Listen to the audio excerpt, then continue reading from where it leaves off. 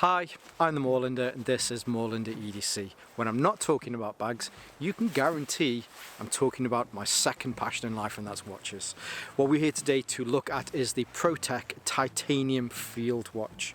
Now, field watches for me are something that kind of near and dear to me. I grew up, both of my granddads had this style of watch directly from the service that they did during World War II. A little bit of history around these watches generally comes from that time period. Before then, a lot of gentlemen would go to a pocket watch to be able to tell time, which unfortunately, due to that era and some of the conflicts that were going on, it was kind of needed that a wristwatch was there for officers that needed to make sure that they were doing stuff on time, reliably on time. They also needed watches that were relatively simple to make, but also very robust, and that's where the humble field watch came from. So these watches have been out, or this style of watch have certainly been around for a very long time, and there's people out there that just go for this look and feel of watches. Now, the company that's making these, Protek, Protek are a relatively new company. They've only been going now for the last couple of years. However, the pedigree behind the company is massive. Some of you may not know the founder, Barry Cohen, but he was the godfather, the grandfather of the Tritium watch.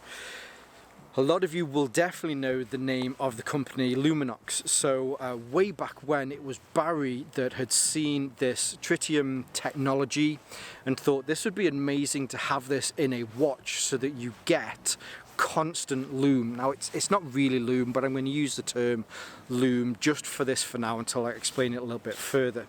It was Barry that came up with that idea with a very famous watch designer, Eddie Bergener, to kind of put those two together, and that's where Luminox came from. It was all Barry's brainchild, and working with the Navy SEALs brought these up to be the watch brand that we know today. Now, years back, let's say a few years back, Barry stepped away from Luminox, but still had that drive. There was just something there that he wanted to continue. Now he's separated from Luminox, and this is where Protek comes from.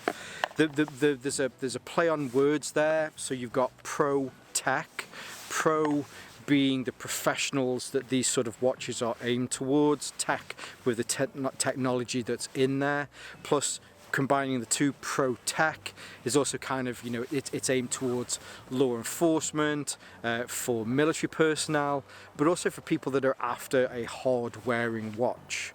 So coupling those two histories together, I quite like how they've blended and they've come to this. I think at this point, I've rambled on a little bit more, but I thought it was important just to give you a little bit more information about field watches, why I like field watches, and a little bit more about the company. So let's take a closer look at the watch itself. So quick look at the unboxing. It says rugged at heart, Protek all-terrain watch. A little bit of kind of information around there. On the inside you have, this would be where the watch would be, and then there is some information in here about changing the time and all of that sort of goodness. I like the box with this, and the reason that I say that is mainly because they're concentrating on the watch itself. You could easily spend a lot of money on the box, which at the end of the day is just a box, and the beauty of this is the watch that's inside it. Now I'm going to try and keep the glare off here. It's one of the joys of filming outside so much is I often get a little bit of glare on the crystal on the front, so apologies if I do but whilst I'm talking about some of the specifications on here, and then we'll have a closer look at the face. Now, as far as the face is concerned, this is a 40mm titanium case with a fixed bezel. There's no kind of dive watch feature on here with a rotating bezel, but I think this is in fitting with field watches like this. The Protek team looked at watches like the Hamilton Khaki and other watches from Longines, and that's kind of where they took their inspiration from, as well as some of those classics that were around kind of World War II, World War I, World War II era. And you can certainly see that in the design here as well. But the main case material on here, this is made from titanium. The crown on the side has a signature Protek little emblem on there, and that is a titanium crown as well. There are additional seals in here to make sure that this is water resistant. Now it's water resistant, hopefully you'll be able to see on the front here, it does say that it's, so we're just going to focus there for a second, it is water resistant to 100 meters. So if you're concerned about swimming with this, or even just for everyday wear, certainly when I wear mine, as you can see on here, you can see the wear on the strap itself. I wear mine 24/7, whether I'm showering, whether I'm at the gym, and I have been to the gym with this. I do circuit training, and this is the watch that I've been wearing with that, and it's been very comfortable to wear. The crystal on the front, this is a sapphire crystal display with an anti-reflective coating on there, which is incredibly tough. So if you're in the watch world and you know a little bit about the crystals, generally you have your tough mineral crystals, which are, you know, reasonably tough, but the better ones out there are your sapphire crystal displays. Other than diamonds, the sapphire crystal that's in here is designed to a certain standard that is nearly as tough as diamonds. If you're concerned about scratches on a sapphire crystal lens, you certainly don't need to. The back on this as well is a screw down titanium back as well, and hopefully in here as well you can see just at the bottom here, so there you've got Protek, and just underneath there this is part of their 3000 series. If you did need to change your battery on here, now the battery itself should last up to 4 years, but if you do need to change the battery, you can unscrew this. Personally, because I often worry about changing batteries, especially on watches that I want to keep for as long as possible, I always take them to a jeweler or somebody that has the correct tools to be able to take them off. But you can get up to 4 years of battery from this. Now the movement in here, so this is, so there was quite a few movements that they were looking whilst they were developing these watches, and some of the other the Marine Corps watches, which I also have on whilst I'm here as well. So this is another one from Protek, and this is one of their USMC watches. They were looking at different companies to get movements from, and the one that they settled on is the I hope I say this right, is the Myota movement from Citizen. I'll leave the exact one down here. I think it's the Super 2035 quartz movement. It's an incredibly well respected movement. I mean, there are other ones out there. They could have gone for maybe Seiko, and it's no shade certainly on any of the other manufacturers. At the time when this was being developed, they had access to the Citizen Myota movement, and it was just right. It was the right place, the right time at that time.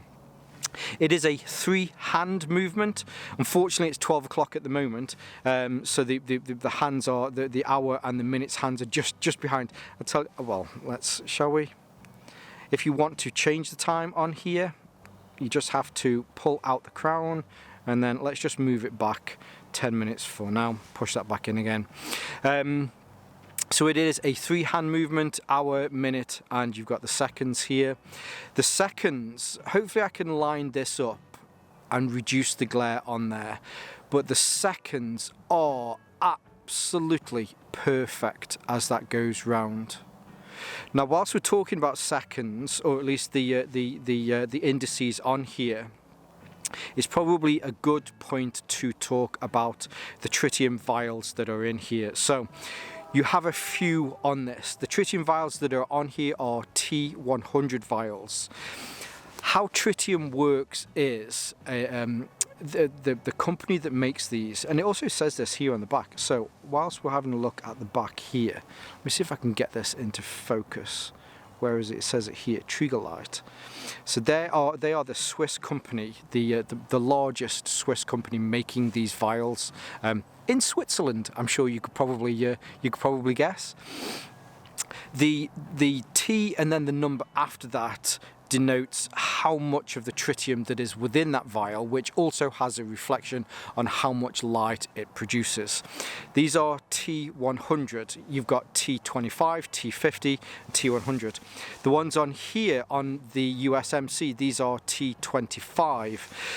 So the vials on here produce roughly 4 times the amount of light. Now the way that tritium works is it's a glass vial that on the inside is put in is an H3 atoms. H3 is a heavy hydrogen atom, which is also what's the word? The word has just escaped me. It is radioactive. That is the word that I was thinking about. I'm sorry about that. I had a bit of a brain blank. I think it's the planes that are flying over distracted me. So that's put into there. As that degrades, there is a phosphorescent paint that is also on the inside of the vial, which it reacts with and produces light. You don't have to apply an external light source to this. So taking a step back, with other lights that have lume on there, you can get another light, shine it onto them, and it will produce that light. What these do through the chemical reaction with the H3 atoms that are in there, it produces its own light, and this will produce a steady and constant stream of light for up to 25 years. Now it has a half-life of 12.5 years. So when the tritium is put into the vials and those vials are sealed, in 12.5 years it will produce roughly half the amount of light as it did when it first started. So you will get up to 25 years of light out of these. Now I'm just showing you this here in the dark so you can see just how much light this does produce. And they're amazing, they really are. I think wearing this one on my wristwatch, especially in the night when you wake up and you see this on your wristwatch, or you see this on your wrist, it's amazing how much light this does produce, especially over wearing this one, which is the 25. 4 times the amount of light makes it 4 times easier to be able to read in the dark. Now I was mentioning those indices, so you do have different tritium vials on each of the indices. The cardinal points at the top here, hopefully you've just seen as this was in the dark, this has an orange light, whereas at 3, 6 and 9 this is a green light. The green light for tritium vials is the brightest, but then on all of the other points it uses a blue light. Makes it very easy, especially if maybe you've put this down on your nightstand, you don't like to wear it at night, but you wake up and you want to be able to check the time. You know which way the watch is orientated, mainly because it's orange here at the top, and then you can, hopefully by that you'll know where 3, 6 and 9 are, and know all of the other positions as well. The light that these produce, this is the cool factor about tritium, and I think why it's become so popular in the watch world. Now moving away from that, let's just move out for a second. I just want to talk about the strap. The strap on here is a really nice Italian leather waterproof strap. The waterproof side, I guess it must be impregnated with something, but what that will do is it will just mean that, again, just taking a step back, I'm sure we've all had a really nice strap in the past where after a few years the leather has become dry, it's started to crack, and mainly that's because water gets in, it gets wet, it dries, it gets wet, it dries, it gets wet, and that's how it starts to crack. And this is really nice. I have, if I take this one off, I have a 7.5 inch wrist, and there is still plenty of room with this. Oh, just missed that hole there for a second. That's what she said. So there we have it, we're just on second. Now actually I think that's probably in the wrong hole. Well actually I know what it is, it's because it's very cold. It's about 1 degree, maybe 2 degrees. So my wrists, as I find a lot, my wrists do swell depending on how warm or cold I am. So this is a little bit more loose than I'd normally have it, but fitting on my 7.5 inch wrist, it fits on there really well. As I mentioned before, I do a lot of circuit training through the week, so this has been on my wrist whilst working out. Being able to do press-ups, the crown here, the crown has these shoulders on here to kind of alleviate some of that digging in. Again, it's probably a little bit loose at the moment. I'll tell you what, I keep saying it's a little bit loose. Let's do it up to the next one, which is probably closer. Yeah, that's closer to how I normally have it. I'll have to loosen this when I get back home, else it'll probably feel too tight. But again, so the position that it's in, being able to do press-ups, being able to flex my wrist, certainly no issues with this whatsoever. Another thing that I guess we don't really talk about a lot with watches, sleeping. We all sleep. I always wear my watch 24 hours a day. I never take it off. And just being able to sleep in a nice comfortable watch is also great. Now getting back to the strap, while talking about my sleeping habits, so very nice strap on here. What was I going to say? Sorry, yes, the lug width, I believe I should have written the lug width down. I will add the lug width here so that you can see. But if you did want to change the straps on here, the straps are very simple and very easy. You can compress this leather. There's just enough give so that you can get to those lug bars there. Very easy to be able to change this. I am going to do some follow-up content using this watch. I'm a huge fan of, as with military style watches like the Field Watch, I also really like NATO straps and NATO bands. This will look absolutely amazing with a NATO band. There's a few bands that I've been eyeing up, and I'm going to show you this watch with a selection of NATO bands as well. And in fact, if there was anything, there's nothing that I would change about this watch. Usually I get to a certain point whilst making some content and I ask myself, is there anything that I would change? Nothing that I would change. What I would suggest though is, if Protek wanted to do certain lines of this where they had a really nice high-end nylon G10 NATO band, I think that would be really nice in the collection. But other than that, nothing that I change about it. The last little bit, the clasp on here also has a titanium clasp as well, which is also really nice.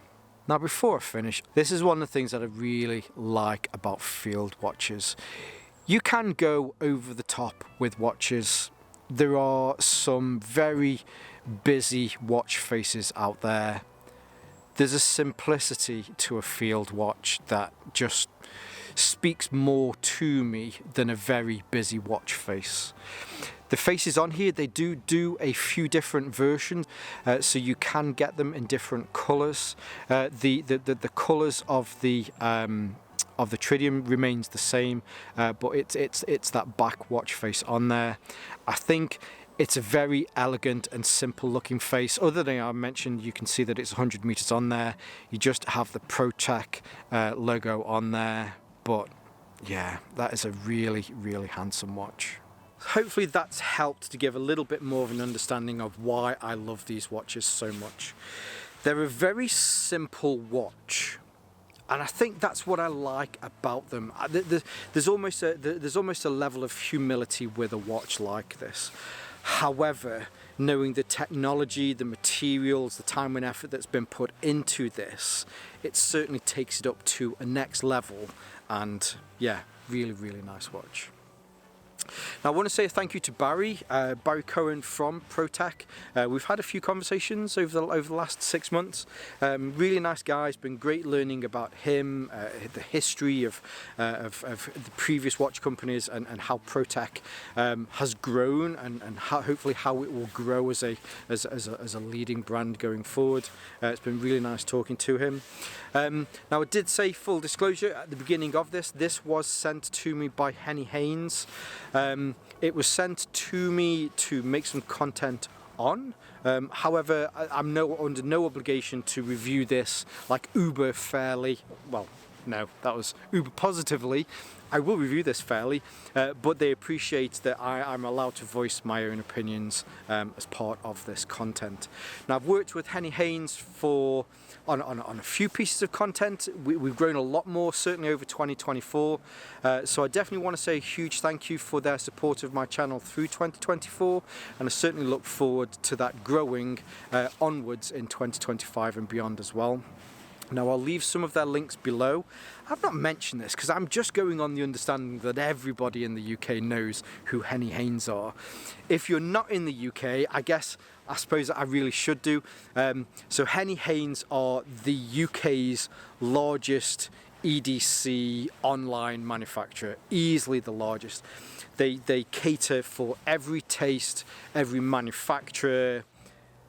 You really can't talk about EDC online sales here in the UK without thinking of Henny Haynes. Absolutely amazing company, just from South Wales, the land of my father, although he was from North Wales.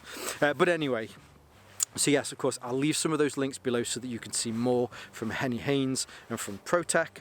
I'll also leave some of my social media links below as well, so you can see more from me here on Moorlander EDC and my sister channel, Moorlander Tactical. And whether you're watching this on YouTube or Rumble, as always, stay safe, stay Moorlander, and stay EDC. During conflicts, specifically World War I, and secondly kind of continuing into World War II, there was definitely a need for soldiers. Mainly it was the officers. Talking about bags, there's a very good chance I'm going to talk about my second favourite thing, and that's watches. This is the Protek. Why am I saying Protek? I know why I'm saying that, because that's another company.